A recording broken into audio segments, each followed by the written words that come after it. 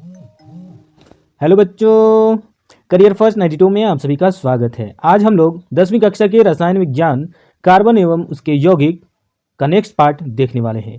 आज के क्विज में हमने 10 महत्वपूर्ण प्रश्नों को शामिल किया है। इससे पहले वाले एमसी क्विज अगर आप लोग नहीं देख पाए तो प्लेलिस्ट में जाकर सभी एमसी क्विज सीरियल वाइज देख सकते हैं। तो चलिए आज का क्विज शुरू करते हैं। आज का पहला प्रश्न है आपके स्क्रीन पर। साबुन किसके साबुनीकरण से बनते हैं? Option A alcohol, option B glycoside, option C सरल एस्टर या फिर ऑप्शन डी कार्बोक्सिलिक अम्ल। तो बच्चों इसका राइट आंसर होगा ऑप्शन सी सरल एस्टर। चलिए नेक्स्ट प्रश्न की ओर आगे बढ़ते हैं। कार्बन वायुमंडल में किस रूप में मौजूद है? ऑप्शन ए कोयला, ऑप्शन बी केवल carbon monoxide, option C carbon monoxide के अंश और कार्बन डाइऑक्साइड, ऑप्शन डी केवल कार्बन डाइऑक्साइड। तो बच्चों इसका राइट आंसर होगा ऑप्शन डी केवल कार्बन डाइऑक्साइड के रूप में मौजूद है। चलिए नेक्स्ट प्रश्न की ओर आगे बढ़ते हैं। अमोनिया NH3 के एक अणु में केवल एक बंध होते हैं, ऑप्शन बी केवल द्विआबंध होते हैं, ऑप्शन सी केवल त्रिआबंध होते हैं या फिर ऑप्शन डी द्विबंध और एक एकल बंध होते हैं। तो बच्चों इसका राइट आंसर होगा ऑप्शन ए केवल एक बंध होते हैं। तो चलिए देखते हैं। बच्चों अमोनिया का जो सूत्र होता है NH3 होता है। अब नाइट्रोजन का संयोजकता कितना होता है? नाइट्रोजन का संयोजकता हम जब इलेक्ट्रॉनिक कॉन्फ़िगरेशन लिखते हैं 2 और 5 लिखते हैं, इसका एटॉमिक नंबर क्या होता है? 7 होता है। तो नाइट्रोजन को कितने इलेक्ट्रॉन चाहिए? नाइट्रोजन को 8 कंप्लीट करने के लिए 3 इलेक्ट्रॉन की आवश्यकता होती है। चलिए, और हाइड्रोजन के पास पता है इसका परमाणु संख्या 1 होता है, जिसका संयोजकता कितना है? 1 हाइड्रोजन का संयोजकता होता है। अब हम देखते हैं किस प्रकार ये बनते हैं। चलिए, तो नाइट्रोजन के पास टोटल आउटरमोस्ट शेल में 5 इलेक्ट्रॉन है। इसको सजाते 1 2 3 4 5। और हाइड्रोजन आता है अपना इलेक्ट्रॉन लेकर के, हाइड्रोजन अपना इलेक्ट्रॉन, ये हाइड्रोजन अपना इलेक्ट्रॉन और ये हाइड्रोजन अपना इलेक्ट्रॉन लेकर के। अब यहाँ पे क्या होगा? इलेक्ट्रॉन का शेयरिंग होगा। तो बच्चों जब इलेक्ट्रॉन का शेयरिंग होता है तो सहसंयोजी आबंध बनते हैं।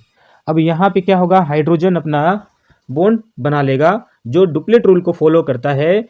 2 इलेक्ट्रॉन अगर इसके आउटर मोस्ट शेल में हो जाए तो हीलियम के जैसा ये स्टेबल हो जाते हैं। तो ये 2 इलेक्ट्रॉन रख करके हीलियम के जैसा बनना चाहते हैं। तो 2-2 इलेक्ट्रॉन सबके पास हो गए।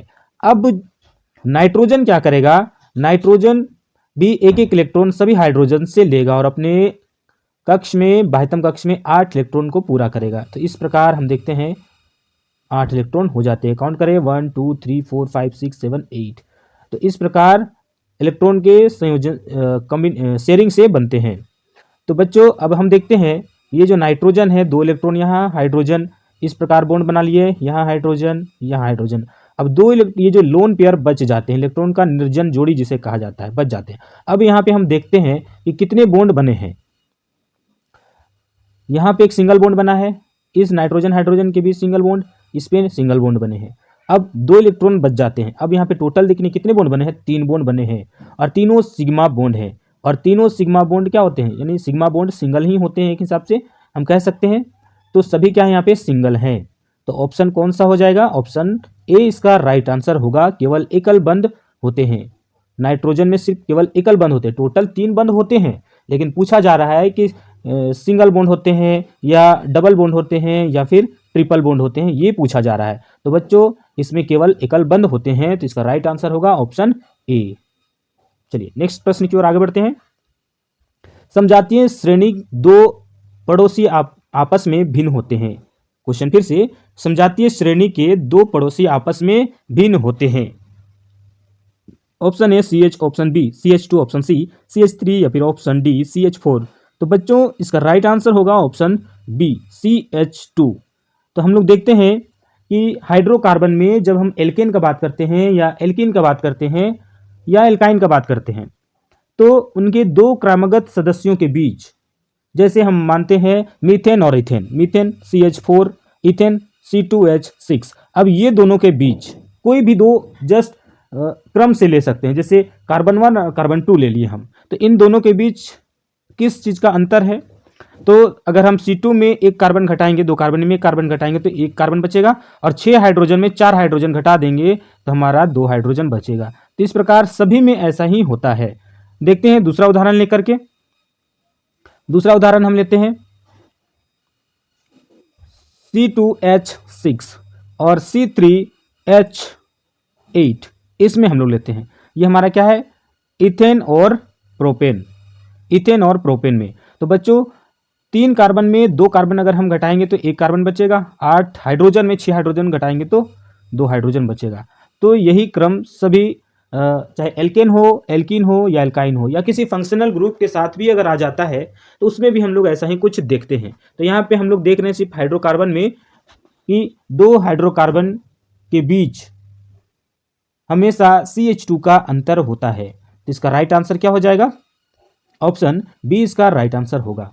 चलिए नेक्स्ट प्रश्न की ओर आगे बढ़ते हैं।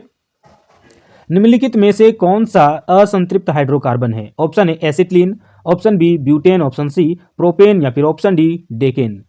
तो बच्चों इसमें पहचानना है कि असंतृप्त हाइड्रोकार्बन कौन है। तो सबसे पहले जानना है कि वैसे हाइड्रोकार्बन जिसमें कार्बन कार्बन के बीच एकल आबंध होते हैं वे संतृप्त हाइड्रोकार्बन कहलाते हैं, और वैसे हाइड्रोकार्बन जिसमें कार्बन कार्बन के बीच डबल बॉन्ड या फिर ट्रिपल बॉन्ड होते हैं असंतृप्त हाइड्रोकार्बन कहलाते हैं।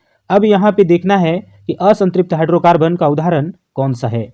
तो एसिटिलीन। अब बच्चों एक पहचानने का तरीका है कि जब हम लोग एल्केन में एन शब्द का प्रयोग करते हैं, एन, जब हम लोग एन यहाँ पे लिखा हो तो समझ जाना है कि कार्बन कार्बन के बीच सिंगल बॉन्ड है। और दूसरा है इन, अगर इन देखने को मिले तो समझ जाना है कार्बन कार्बन के बीच डबल बॉन्ड है। अगर आइन देखने को मिले तो समझ जाना है कि कार्बन कार्बन के बीच ट्रिपल बॉन्ड है।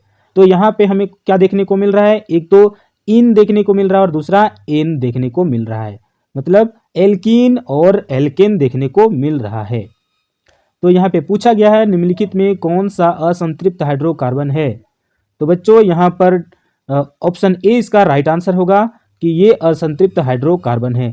और बाकी के जो ये 3 है, ब्यूटेन ये एल्केन है, प्रोपेन ये भी एल्केन है, डेकेन ये भी एल्केन है। इसका राइट आंसर क्या होगा, एसिटिलीन। एसिटिलीन क्या होगा, ये असंतृप्त हाइड्रोकार्बन है। तो ऑप्शन ए इसका राइट आंसर होगा। चलिए नेक्स्ट प्रश्न की ओर आगे बढ़ते हैं। निम्नलिखित में कौन सा यौगिक विषम है? क्वेश्चन फिर से, निम्नलिखित में से कौन सा यौगिक विषम है? Option A ethene, option B ethane, option C propene या फिर ऑप्शन डी एसिटिलीन। तो बच्चों यहाँ विषम को पहचानना है कि 2 इसमें कौन कौन से हैं। पहला चीज हम देखते हैं इथीन, तो ये हमारा एल्किन है, इथेन ये एल्केन है, प्रोपीन ये एल्किन है, एसिटिलीन ये भी क्या है, एल्किन है। तो बच्चों यहाँ पे विषम क्या होगा, इथेन क्या होगा, विषम हो जाएगा। तो यहाँ पे एल्केन, एथीन, प्रोपीन और एसिटिलीन ये सभी क्या है, एल्किन है। ये सभी क्या है, एल्किन है। लेकिन ये जो है हमारा ये एल्केन है, एल्केन है। तो ऑप्शन बी इसका राइट आंसर होगा। चलिए नेक्स्ट प्रश्न की ओर आगे बढ़ते हैं। इथेनॉल के एक अणु में कितने इथेनॉल के एक अणु में कितने कार्बन परमाणु मौजूद होते हैं? Option A 1, option B 2, option C 3 या फिर ऑप्शन डी 4। तो बच्चों सबसे पहले समझना है कि इसका नाम क्या है, कौन सा यौगिक है, इथेनॉल। इथेनॉल। अब यहाँ पे हमें समझना है कि इथेनॉल में ये तो अल्कोहल है लेकिन इथेनॉल है, CH3CH2OH इसका सूत्र होता है। अब CH3CH2OH हमें देखना है कि जब इथ देखने को मिले, इथ, तो समझ में आना चाहिए कि कार्बन यहाँ पे कितना हो जाएगा, 2 हो जाएगा। 2 कार्बन की बात कर रहा है। तो जब भी इथ आए तो समझना है कितने कार्बन है, 2 कार्बन है। तो इथेनॉल में कितने कार्बन होंगे, 2 होंगे। तो ऑप्शन बी इसका राइट आंसर होगा। चलिए नेक्स्ट प्रश्न की ओर आगे बढ़ते हैं। एथेनोइक एसिड के एक अणु में कितने परमाणु, कार्बन के कितने परमाणु मौजूद होते हैं? Option A 1, option B 2, option C 3 या फिर ऑप्शन डी 4। तो बच्चों यहाँ पे फिर से पूछा गया है एथेनोइक। एथेनोइक का सूत्र क्या होता है, एथेनोइक पूछा गया है, एथेनोइक। अब एथेनोइक यानी कार्बन कितने होंगे, 2 कार्बन होंगे। एथ का मतलब होता है 2। अब यहाँ पे समझना है एथेनोइक क्या होगा, CH3 OH, ये एथेनोइक का सूत्र है। एथेनोइक जिसको हम एसिटिक एसिड कहते हैं, एसिटिक अम्ल कहते हैं, ये विनेगर में पाया जाता है। तो ऑप्शन बी इसका राइट आंसर होगा। 2 कार्बन है, पहला हमारा यहाँ एक कार्बन और दूसरा ये कार्बन। तो सबसे पहले ये स्ट्रक्चर बनाने की आवश्यकता नहीं पड़ेगी। सबसे पहले हमें समझना है कि अगर एथेनोइक कह रहा है तो एथ का मतलब 2 होता है, 2 कार्बन, तो सीधे वहां से हम अपना आंसर देख लेंगे। तो ऑप्शन बी इसका राइट आंसर होगा। चलिए नेक्स्ट प्रश्न की ओर आगे बढ़ते हैं। कार्बन का कौन सा अपरूप जियोडेसिक ग्लोब के रूप में है? Option A graphite, option B हीरा, ऑप्शन सी फुलरिन, या फिर option D carbon nano tube. तो बच्चों इसका राइट आंसर होगा ऑप्शन सी फुलरिन। कार्बन के अपरूप हैं ग्रेफाइट, हीरा, फुलरिन, ये सभी कार्बन के अपरूप हैं। तो इसमें फुलरिन का बात कर रहा है कि ये जियोडेसिबल ग्लोब का निर्माण करते हैं। जियोडेसिबल ग्लोब कैसे समझ सकते हैं? एक बड़ा सा बॉल समझिए, जालनुमा स्ट्रक्चर है बॉल का, ऐसा कुछ अगर हम स्ट्रक्चर बनाए तो कुछ ऐसा स्ट्रक्चर है और चारों तरफ से एक जालनुमा स्ट्रक्चर बना हुआ है। इस प्रकार अगर हम देखें ऐसे 3D में, ये तो 2D में पता नहीं चल पा रहा, लेकिन 3D का बात अगर हम करें तो बहुत बड़ा जाल बन करके आएगा।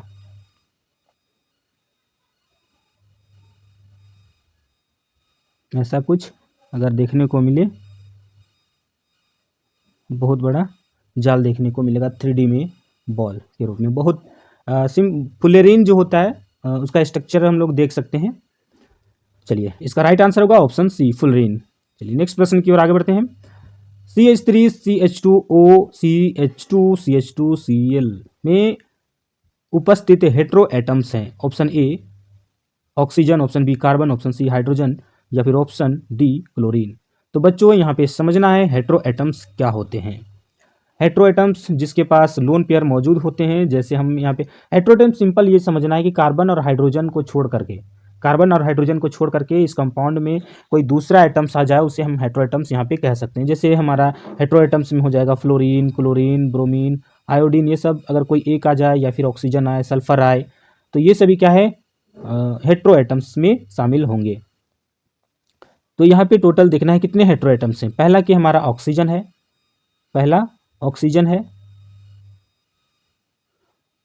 ये ऑक्सीजन हम देख सकते हैं, और दूसरा हमारा है क्लोरीन, क्लोरीन। तो यहाँ पे ऑप्शन ए और ऑप्शन डी इसका राइट आंसर होगा। देखते हैं ऑप्शन ए और डी कहाँ पे है। तो ऑप्शन हाँ डी इसका राइट आंसर होगा। ए और डी हेटेरो एटम्स है। कौन कौन से? पहला की है ऑक्सीजन है, ऑक्सीजन है, और दूसरा है क्लोरीन। तो हेटेरो एटम्स यहाँ पे 2 मौजूद हैं। तो ऑप्शन डी इसका राइट आंसर होगा। तो बच्चों आज का प्रश्न यहीं पर समाप्त होता है। इस प्रकार का MCQs लगातार हम अपलोड कर रहे हैं, आप लोग बने रहे हमारे साथ। और एक बहुत ही ये प्रश्न को एक बार हम लोग देखते हैं। कार्बन का कौन सा अपरूप जियोडेसिबल ग्लोब के रूप में है? तो फुलरिन। अब यहाँ पे जियोडेसिबल को समझना है। जियोडेसिबल ग्लोब एक ऐसा ग्लोब, तो समझ रहे हैं ग्लोब, लेकिन वो जियोडेसिबल ग्लोब जाल नुमा स्ट्रक्चर होता है। हम कोशिश करते हैं इसका एक इमेज देखने का, तो चलिए देखते हैं।